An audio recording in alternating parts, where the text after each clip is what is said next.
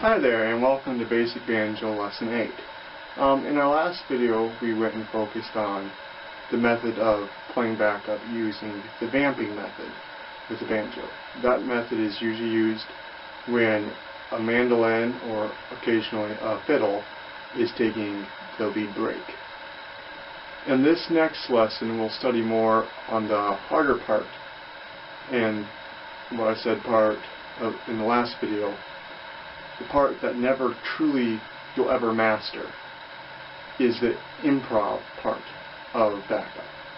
It's kind of backup where you always find something new and interesting to add to your banjo playing every time you're playing, even if it's the same song. You find as you progress in your banjo playing, you find something else you can add into your backup that's both different and unique. And hopefully in this lesson we'll be able to find some of the methods that we can play backup with other instruments. Now, as a recap, last lesson we covered vamping, which is just a basic chop.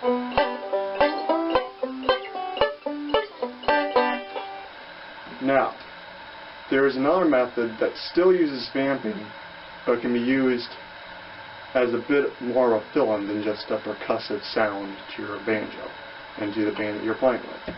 That is where you use a little bit of rolls and the chords with the vamping. So,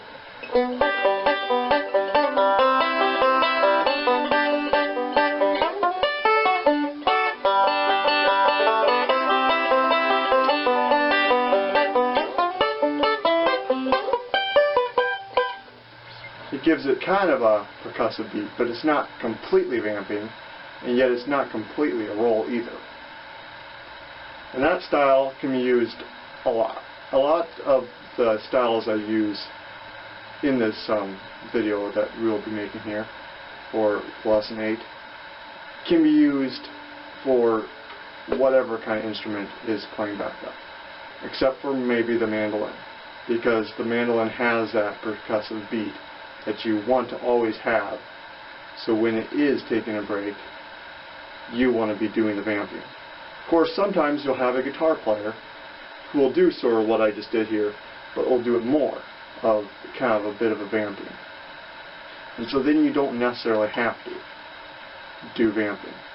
But usually, if the mandolin is taking a break, you are usually not really regaled, but meant to go and play vamping or backup.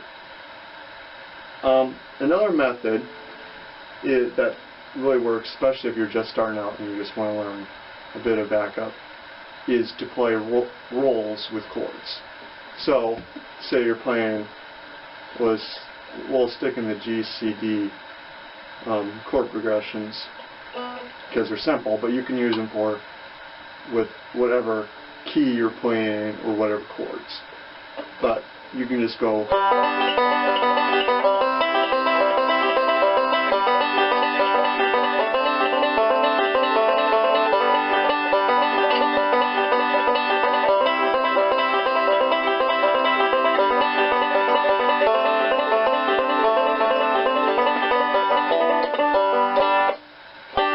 so basically all you're doing is roll while putting in the chords that you're playing with.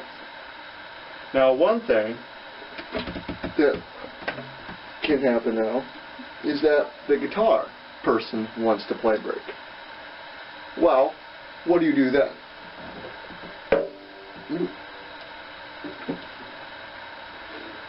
The guitar playing style here, a lot of times when they're playing backup, they'll play the chords like they just did.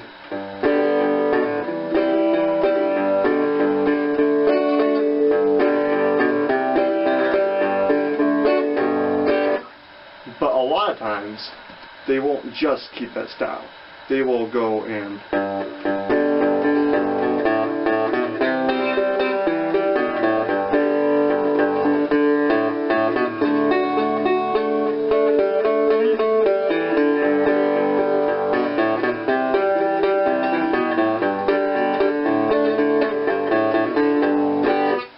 they'll do what's called a transition.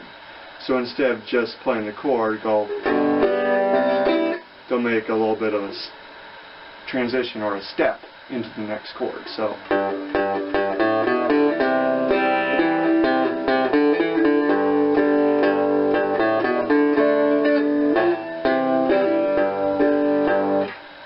instead of just a simple chop going, you go.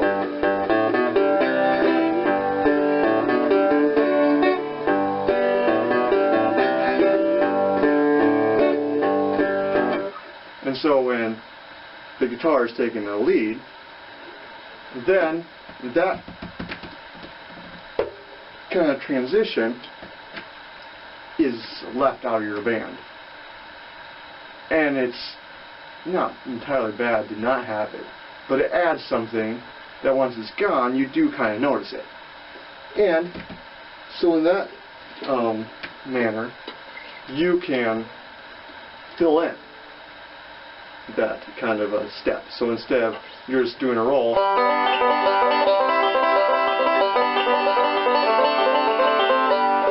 you can kind of go.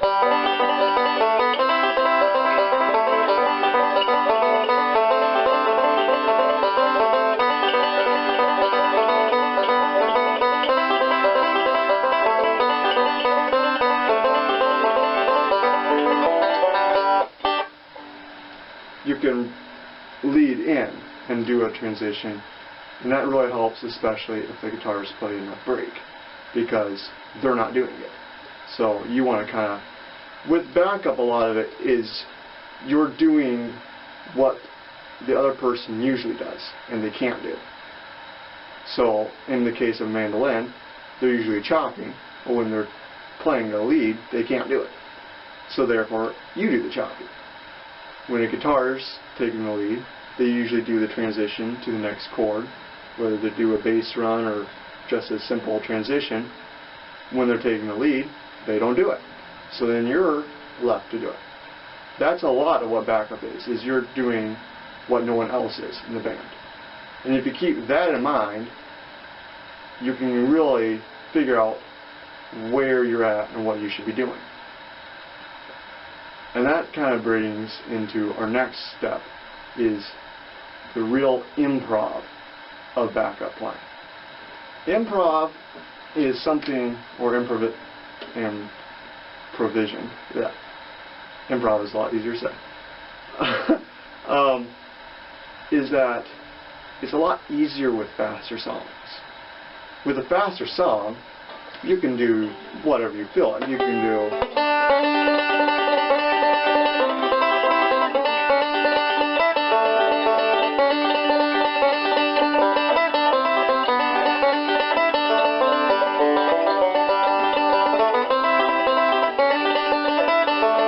You can throw in hammer-ons, you can throw in pull-offs.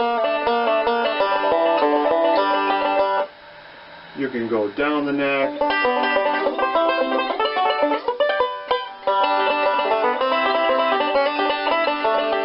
You can do transitions, whatever you feel like.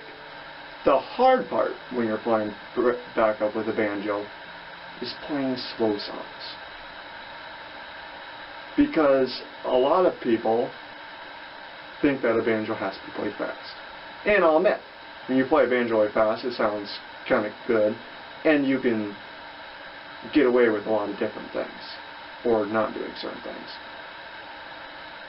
So you can just throw in a bunch of hammer-ons instead of really doing anything like real fancy, but it still sounds good. So you, instead of going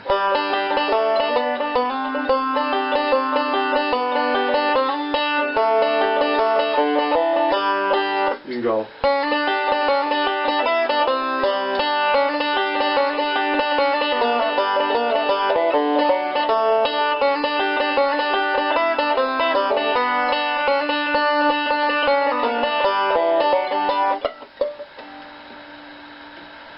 Whereas if you're doing real slow, that doesn't sound real great. Like.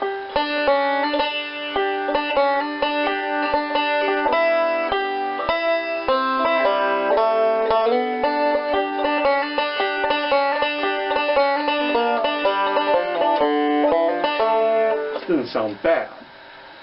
But when you're doing it faster, hammer-ons really help. And you can do a whole kind of fill-in just going.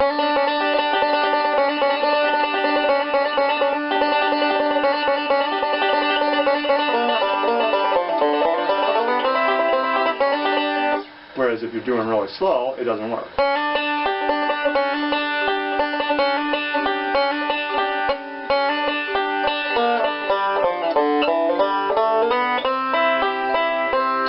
And that's where,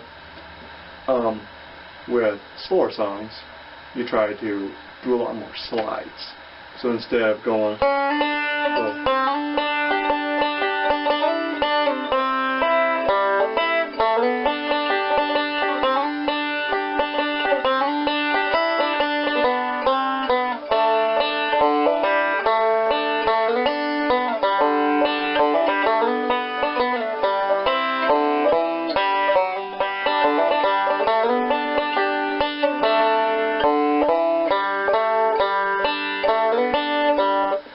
it sounds a lot better. A lot of it is because with slides you're doing a whole lot longer parts, so instead of just a short, like a hammer-on, it's, and you can slow down your slides a lot. So instead of going, you can go.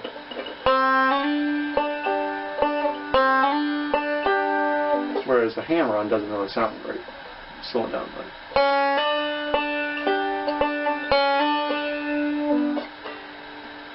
But a lot of times, like for me, I play different instruments, so I just usually grab my dobro. And that's something I want to do too here, is, see, a dobro can fill in with a lot of slower songs. So then you're left with how do you fill in with your banjo. So say Amazing Grace.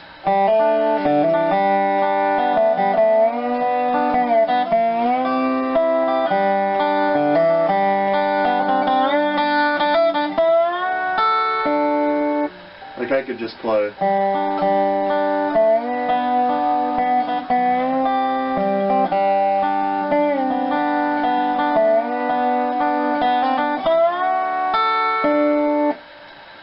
And it sounds good. But with a banjo, you can't really do that as well. For me, if it's a slow song, I just usually just grab the dobro. But if you're not like me and you only play the banjo, you can't do that. So you're left with, how do you do that? Well, for me personally, when you're playing slower songs, is you use slides a bit more. And you want to become familiar with your fretboard a bit. So instead of always playing the first 5 frets here, so when we go,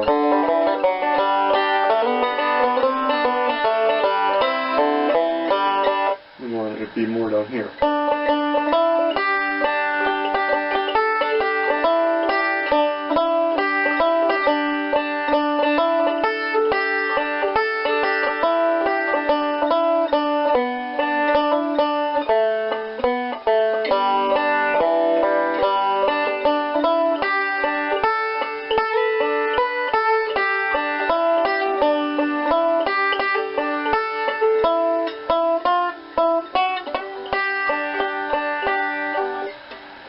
And you can kind of create a different sound with your banjo. Another way with slower songs is you play closer up to the neck. Like a lot of times when you're playing a hard driving bluegrass song, you're down here closer to the bridge, so it's more bright. And there's not a whole lot of sustain. It's a sharp attack. When you're playing slow, you kind of want almost a lot of overtones and really kind of, I don't know what you call it entirely, but kind of a nice melodic kind of a sound to it. So instead of really sharp attack, you want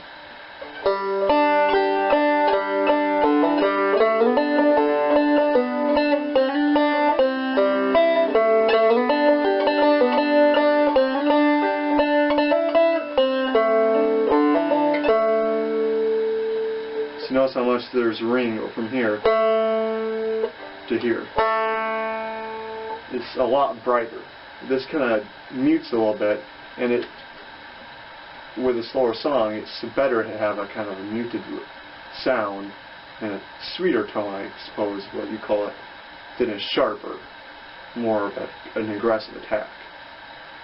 And this is all something that you find and you improvise upon, and you find different ways of doing it. Because there's, as much as some people say, there really isn't only one way to play the banjo. There's multiple ways. And the big thing is to find your style and incorporate it with a little bit of traditional sound, maybe something progressive, but more importantly, kind of your own style, and just play the banjo to have fun with it. And backup is one of those things where you can play kind of how you want to. You can really incorporate your style into how you want to play backup. And because you're playing backup and you're not playing lead, if you do mess up, it's not as noticeable. And you can learn how to play. Which that brings me to one last and final point. Sometimes with backup, especially in a jam situation, especially like me, where I'm like the only banjo player that goes to the jams, you're often called upon to go and take a break. So a lot of times with your backup, if you play quietly enough, you can go and play the lead a bit, as long as you're quiet. Because backup is something that it's more for filling in the voids. It's not meant to go and take over the show. It's kind of like having your lead singer, and then you have all the people kind of giving it kind of a good background. And that's what you do with backup banjo. And I hope this lesson has helped you a bit. Backup banjo is something that I've kind of struggled a little bit with, because there's not a whole lot of emphasis placed on playing backup.